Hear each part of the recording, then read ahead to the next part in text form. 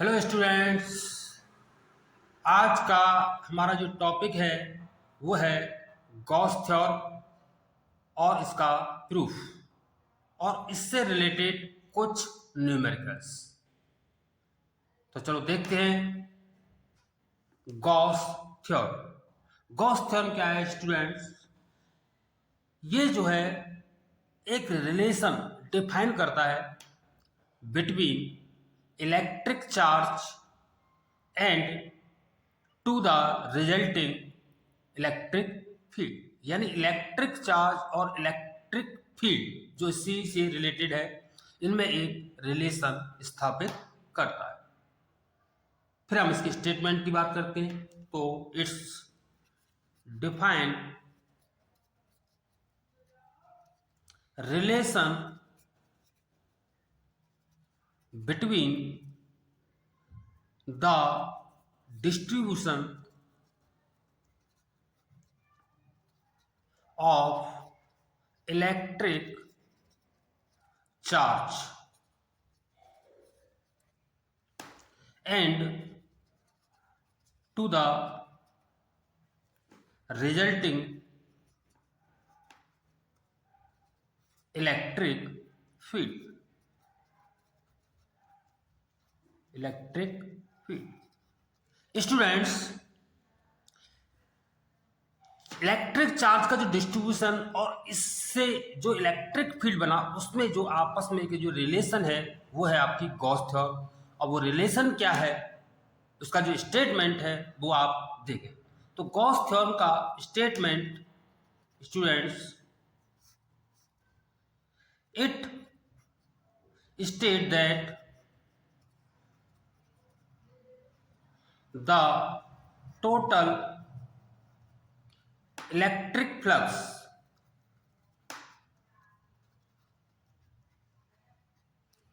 through the closed surface is 1 upon epsilon 0 times the net charge enclosed by the closed surface.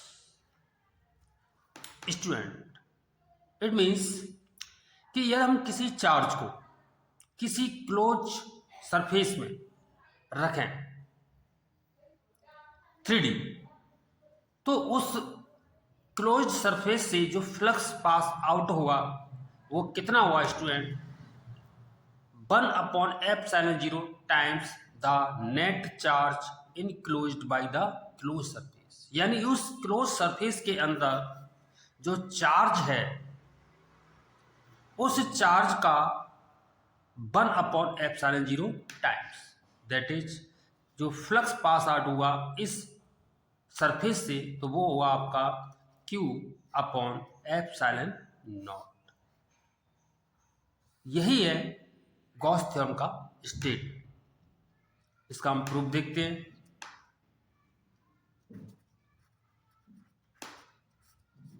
Proof क्या है student? मान लिया जाए कि कोई हमारा एक स्फेरिकल सेल जिसकी रेडियस सपोज r और इसके सेंटर पर कोई एक चार्ज Q रखा हुआ है, तो इस क्लोज सरफेस जो 3D में है, इससे टोटल जो फ्लक्स पास आउट होगा स्टूडेंट वो होगा ये phi equal to Q upon epsilon naught. तो इसके लिए हमें स्टूडेंट करना क्या होगा कि हम इस पूरे सरफेस को न लेके अभी हम इसके छोटे छोटे एलिमेंट एरिया, सपोज वो DA, हम इमेजिन कर सकते हैं। इस सरफेस को ऐसे छोटे छोटे एलिमेंट से मिलकर हम बना मान सकते हैं। तो हम सबसे पहले इस छोटे से एलिमेंट DA से जो फ्लक्स पास आउट होगा वो हम निकालने जा रहे हैं। तो इसकी जो डेफिनेशन थी इलेक्ट्रिक फ्लक्स की, वो मैं आपको स्टूडेंट बता चुका हूँ पिछली वीडियो में। तो थोड़ा ध्यान दें। तो यहाँ लिख लेंगे कि flux passing through the element dA। तो स्टूडेंट आप जानते हैं कि इस चार्ज की वजह से जो इलेक्ट्रिक फील्ड होगा उसका भी डायरेक्शन आपका इसी डायरेक्शन में होगा इलेक्ट्रिक फील्ड का, और जो एंगल होगा इन दोनों के बीच में स्टूडेंट आप जानते हैं वो जीरो होगा। तो by the definition of electric field we know d phi is equal to E into dA cos theta, और थीटा की वैल्यू आपकी स्टूडेंट क्या है, जीरो। तो इस प्रकार हमारा जो छोटे से एलिमेंट से फ्लक्स पास आउट हुआ आपका हुआ E इंटू डी। अगर हमें टोटल फ्लक्स कितना पास हुआ इस सरफेस से, तो इस केस में हमें क्या करना होगा, इसका हम इंटीग्रेशन कर देंगे। तो इसका इंटीग्रेशन जो फाई टोटल निकल के आएगा या फाई नेट होगा वो टोटल आएगा आपका ई इंटीग्रेशन क्लोज सरफेस के लिए डी ए। ठीक है स्टूडेंट्स, तो इसका जब हम इंटीग्रेशन करेंगे तो आपका आएगा area A total area of spherical close surface. तो इस केस में आपको स्टूडेंट पता है इलेक्ट्रिक फील्ड इस पॉइंट चार्ज की वजह से आर डिस्टेंस पर जो होगा वो आपका होगा 1/4πε0 Q/r²। और इस स्पेयर का जो एरिया होता है आपके स्टूडेंट जानते हैं क्या होता है आपका 4πr²। तो आपका 4πr² कैंसिल आउट हुआ और आपका जो फाई टोटल बचा वो आपका आया Q/ε0। तो ये एक छोटी सी डेफिनेशन और उसका प्रूफ था।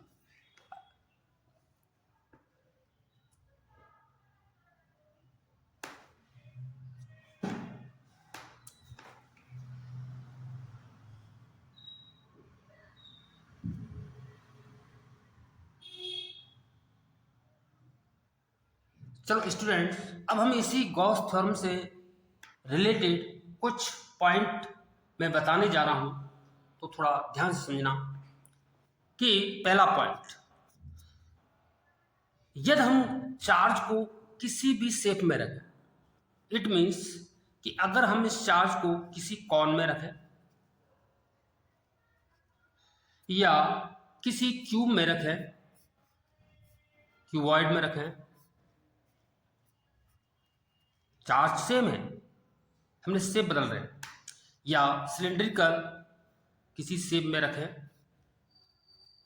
या किसी भी शेप में रखें जो 3D में होना चाहिए, तो इन सब से जो फ्लक्स आपका निकलेगा, अगर हमने चार्ज को चेंज नहीं किया है तो इन केस जो टोटल फ्लक्स आपका इन सभी से जो निकलेगा वो आपका ऑलवेज Q/ε0 ही होगा।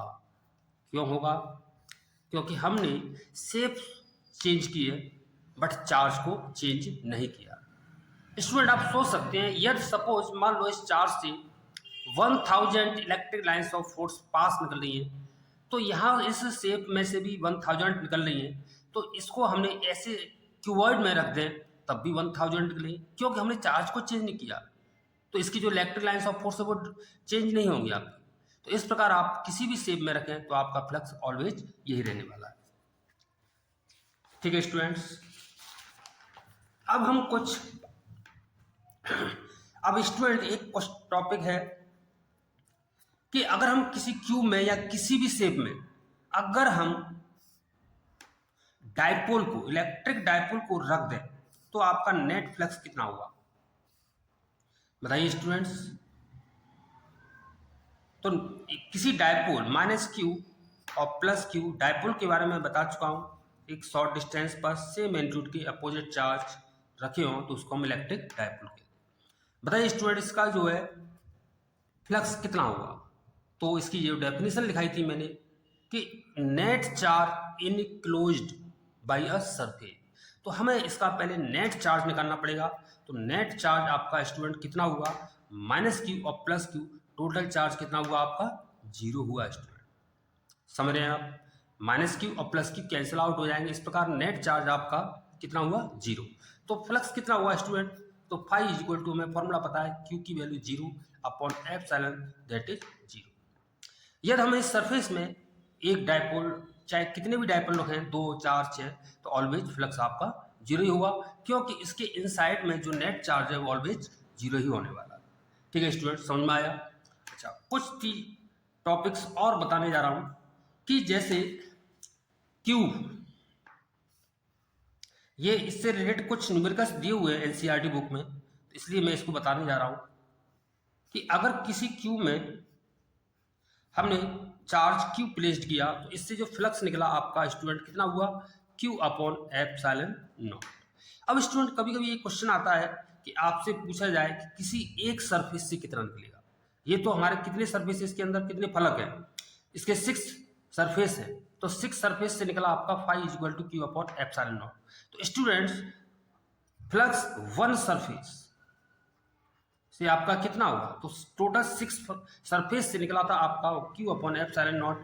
तो इस 1 सरफेस से कितना होगा, तो 6 का हम डिवाइड कर देंगे तो आपका आएगा 6 एप्सिलॉन नॉट।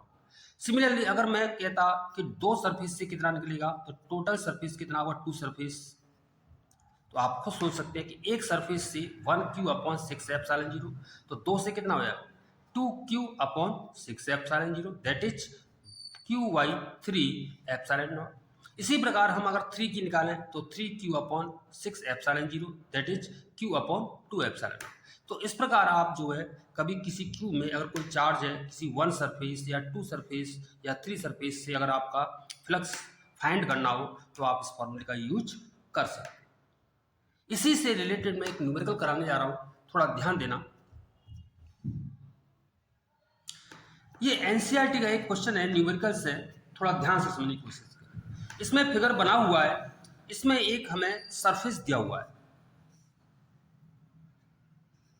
एनसीईआरटी की क्वेश्चन है, और इसकी जो साइड दी है हमें 10 सेंटीमीटर 10 सेंटीमीटर, यानी एक स्क्वायर के रूप में दिया हुआ है। ये एक सरफेस है, इस सरफेस से कुछ हाइट पर एक चार्ज 10 माइक्रोकूलम रखा हुआ है।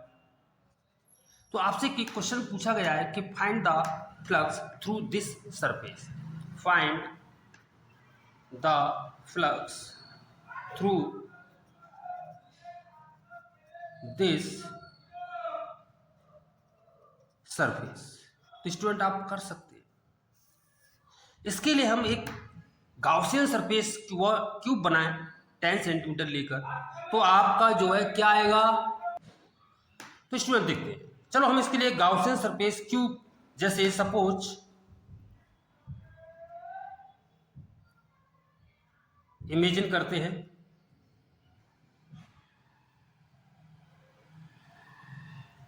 और ये जो 10 है ये 10 है और ये हमारा सरफेस गिवन है, और इस सरफेस से सपोज इस पॉइंट पर हमने क्या करा, 10 माइक्रोकूलम का एक चार्ज रखा, तो हमने इसका एक गाउसियन सरफेस बनाया। ठीक, तो आपको ये पता है कि इस पूरे क्यूब से जो फ्लक्स निकलेगा वो आपका क्या होगा student, Q upon epsilon not, means micro charge कितना है आपका 10 माइक्रो, तो 10 की पावर -6 अपॉन एप्सिलॉन नॉट की वैल्यू कितनी होती है 8.85 इंटू 10 की पावर -12। अब बात करते हैं हम कि एक सरफेस, तो मैंने अभी स्टूडेंट क्या बताया था कि जब हम किसी एक सरफेस की बात करें तो इसके लिए मैंने फॉर्मूला क्या बताया था, इसमें 6 का डिवाइड कर देंगे। तो इस प्रकार 1 सरफेस से हम 6 का डिवाइड करेंगे तो इंटू 6।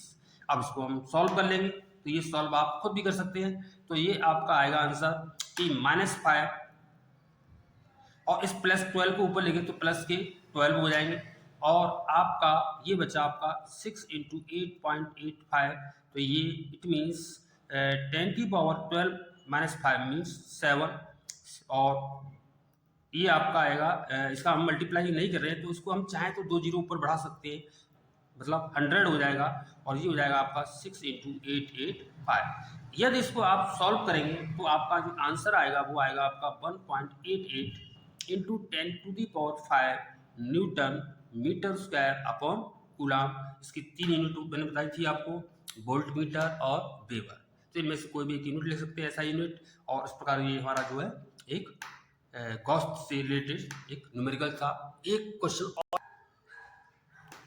स्टूडेंट्स, ये हमारा एक एनसीईआरटी का ये क्वेश्चन है, न्यूमेरिकल्स है।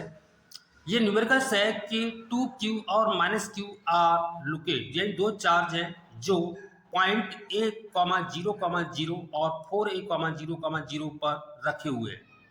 या find the ratio of the flux of electric field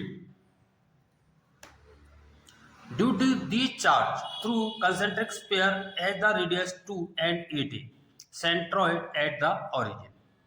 students, इसमें ये कह रहा है कि सपोज ये x डायरेक्शन है आपका, ये ऑरिजिन है हमारा, इससे a 0 0 इसका मीन्स x की वैल्यू a/0 और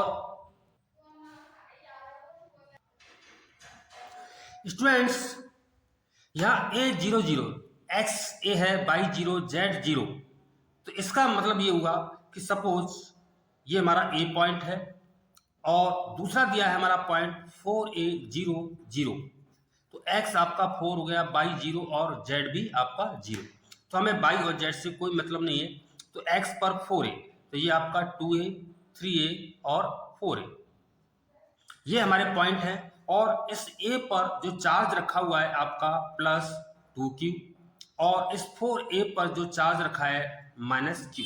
अब आपसे ये पूछा गया है कि इस +2, अब इसमें ये कह रहा है कि find the ratio of the flux of electric due to the charge through concentric sphere of radius 2a and 8a। अब रेडियस 2a का हम एक स्फीयर बनाए, तो रेडियस 2a, तो a और ये 2a हो गया आपका, और ये आपका हो गया 3a और ये आपका 4a। तो इस 2a से एक हमने गाउसियन सरफेस खींचा और इसमें स्टूडेंट ध्यान से देखें, इस 2a रेडियस लेके हमने जो एक स्फीयर बनाया, तो उसके अंदर जो नेट चार्ज है स्टूडेंट कितना हुआ 2q। तो इस सरफेस से जो आपका फ्लक्स पास आउट होगा, सपोज φ1, वो आपका क्या होगा 2q अपॉन ε0। ठीक है स्टूडेंट्स। अब दूसरी बात यह है कि एंड 8a मीन्स का मतलब यह है कि आपका ये 4a 5a 6a तो 8a, सपोज यहाँ पर हमारा जो है 8a है, तो हमने एक स्पेयर बनाया और हमने क्या देखा कि इस स्पेयर के अंदर टोटल जो चार्ज है, नेट चार्ज है, वो आपका क्या हुआ स्टूडेंट +2q और -q। तो इसका मतलब जो नेट चार्ज आएगा इसमें वो आएगा आपका +2q -q means q charge. तो इस प्रकार इस 8a रेडियस लेके अगर हम कोई स्पेयर बनाते हैं, तो इसके अंदर जो नेट चार्ज है आपका +q है, तो इससे फ्लक्स कितना निकला आपका, तो वो आएगा आपका φ2 ऐड कर लेते हैं, तो वो आ गया आपका q अपॉन ε0। अब हमसे ये पूछा गया है कि इन दोनों के से वजह से जो फ्लक्स आया है उनका रेशियो क्या है, तो हम इनका रेशियो निकाल देते हैं, तो वो आ गया आपका φ1 अपॉन φ2 और ये आपका आया था +2q ε0 upon q upon ε0। q ε0 ये कैंसिल आउट हो गए, तो आपका बचा 2:1। ठीक है स्टूडेंट। तो आई थिंक मुझे लगता है कि आपको ये वीडियो बहुत पसंद आई होगी और इसके जो न्यूमेरिकल्स हैं वो भी मैंने करा दिए हैं। अगर वीडियो पसंद आए तो लाइक करें, शेयर करें और कमेंट करें। थैंक्स।